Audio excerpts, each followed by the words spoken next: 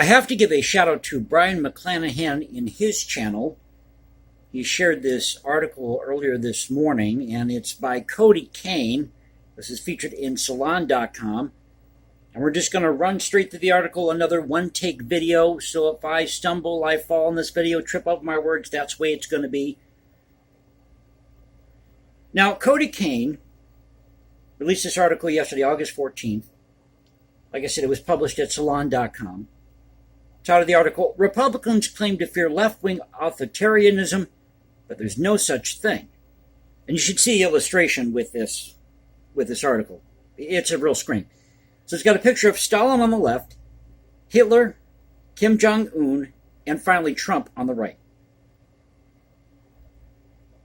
Okay, now, the title alone tells you that this is all about Republicans. So why is just Trump in this picture? I mean, shouldn't you include people like Ted Cruz or maybe Mitch McConnell, whoever else is in the Senate? Can't think of the guy's name from South Carolina. Is that where he's from? You know I'm talking. Gray hair. Has been in the Senate way too long. Why can't I think of his name?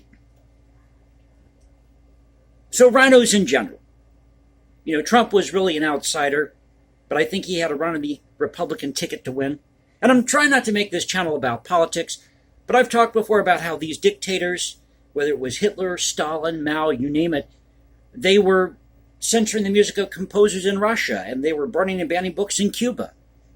And we don't want to see that here. But we are seeing that here with people taking down these Confederate monuments, what have you, statues of Thomas Jefferson, George Washington.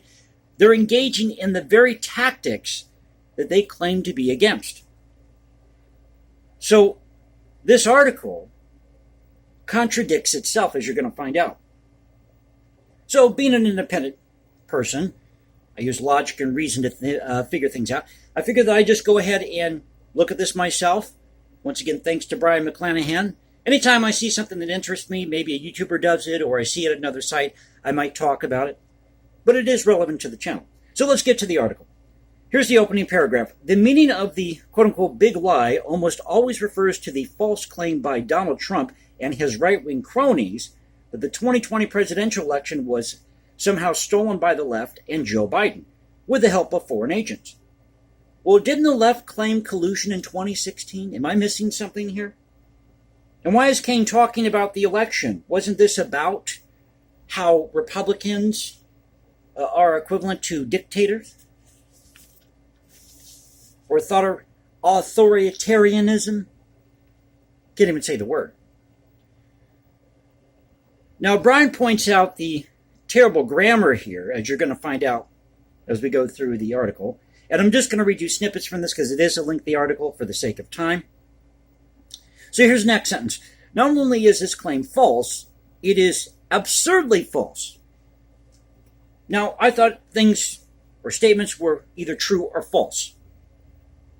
If I say that it's raining outside, either it's raining or it's not raining. You can say, well, there might be a light drizzle, but in general,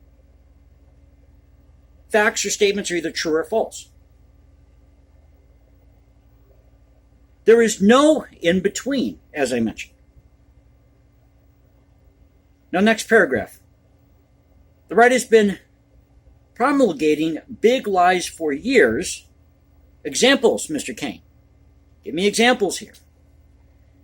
Goes on to say, in fact, lying is the only way the right can win elections. After all, its policies are profoundly unpopular with ordinary people because the right wing favors the 1% rich over the 99%, working and middle classes. Money is the milk of politics, isn't it? Or the mother milk of politics, as they say. But let's take a look at Joe Biden's wealth. He's talking about the 1% here. Joe Biden is worth roughly about $8 million. Hillary Clinton, or the Clintons in general, made $240 million within the past 15 years. Trump's worth $2.4 billion. Oprah Winfrey, who isn't a politician, famous talk show host, celebrity, worth $2.5 billion. We can make the claim here that Oprah Winfrey is just a little bit more rich than Trump. She has a little more privilege than Trump does. And she's an African-American woman who made it big in the United States of America. Obama, he's worth $40 million. And Cain goes on to say this: how in the world could 1% of the population ever win elections over the 99%? Simple. The 1% bamboozled the 99%.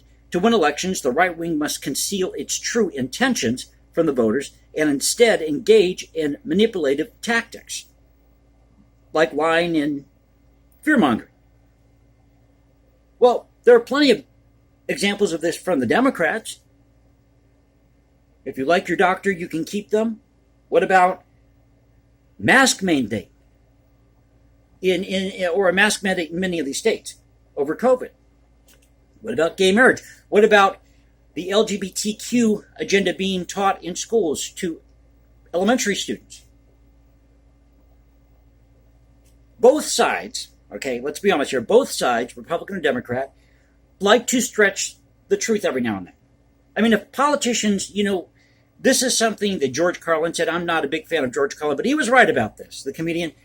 He was right when he said that if politicians had to be honest, well, there goes the whole system of politics. And Cain in the next paragraph calls these quote-unquote lies, whoppers, complete opposite of the truth, 100% or 100%, 180 degrees from the truth. Told you I'm doing this in one take, so I'll triple my words every now and then. Don't mean to. And I had to handwrite this out. If you're new to the series, I'm stuck in the dark ages. I don't have a printer. Once again, I can't even talk today. One of the egregious lies that has taken root throughout society, that remains persistent today, is the false notion that dictatorships and fascism are associated with the left. Once again, this is the exact opposite of the truth. Dictatorships and fascism are right-wing, not left-wing. Really, Mr. Cain? Well, we're going to find out about that. The Nazi Party. National Socialist German Workers' Party. Yes, this was a far-right party in Germany. Keep in mind, in Europe, things are a little bit different politically. Far-right does not necessarily mean the same thing that it does here. Important to note that. But he doesn't talk about that in this article. However, the Nazi Party were against communists. They were anti-big business, anti-bourgeoisie. Hitler did not like Judaism, and he loathed Christianity. Kennedy in 1960-1961 was an anti-communist. He was a Democrat. Stalin called for a quote-unquote atheist 5-year plan. He wiped out people in the Ukraine. He was anti-capitalist, embracing Marxism, Leninism. He believed in one-party totalitarianism, or one-party totalitarian state. This is opposite of what conservatives would believe, which is limited government, lower taxation, belief in capitalism and religion. Now, you might have some Democrats out there who believe in limited government. They go back to the days of Kennedy. Kennedy believed in that, smaller government. He was anti-communist. In fact, in many ways, Kennedy today would be considered a conservative. This goes to show you how much the Democrat Party has changed. Not saying that he was a conservative, but by today's standards, Kennedy would be considered somewhat of a conservative. So as we go further down the article, and as I said, I'm just going to read you parts of the article for the sake of time.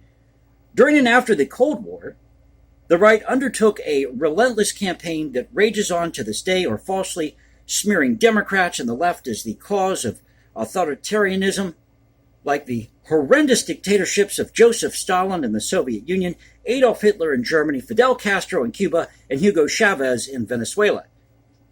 Have you ever heard the term Chavismo? Comes from the Spanish.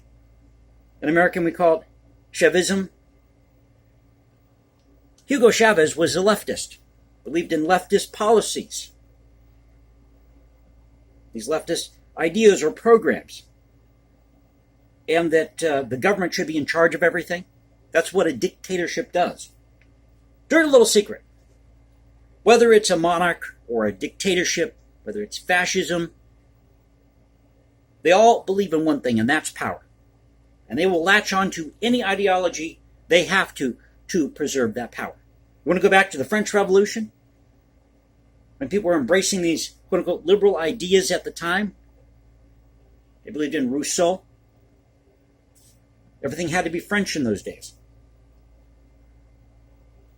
And Cain goes on to say this: in fact, the right so manipulated the concept of quote-unquote socialism in the profoundly influential Karl Marx that socialism remains a poisonous word to this day, often wielded as a weapon against Democrats and liberals.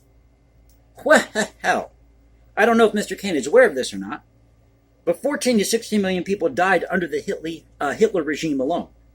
Hitler regime, listen to me. All groups, including white Europeans, Americans, American soldiers, British soldiers, all killed under the Hitler regime. Between 14 to 16 million. That's the estimate. It could be more. Under Stalin, 1.2 to 1.7 million in the gulags. In the Ukraine, 7 to 10 million. Stalin was a Marxist. So in conclusion here, Mr. Cain needs to do some more research, because he's contradicting himself. I just pointed out,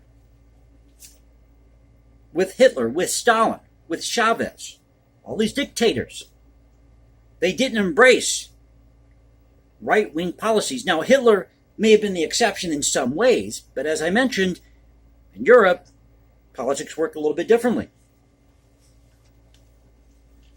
So check out this article. Once again, the title of the article, it's by Cody Cain. Republicans claim to fear left-wing authoritarianism. You know, I can say that word, but when you read it, it's kind of hard to pronounce it. I don't know why. Republicans claim to fear left-wing authoritarianism, but there's no such thing. And you got to see the illustration again with this. So thank you for being with me, and I do apologize if I've stumbled and I've fumbled through this. Like I said, a one-take video. So if you did enjoy the video, please click that like button, subscribe. Hit me up on Instagram at #JasonComposes. Leave comments below. And now you can reach me at Twitter, Culture Confederacy at Twitter. This is the Culture Confederacy saying peace out. Stay safe, everybody. God bless this great country, and I'll catch you next time.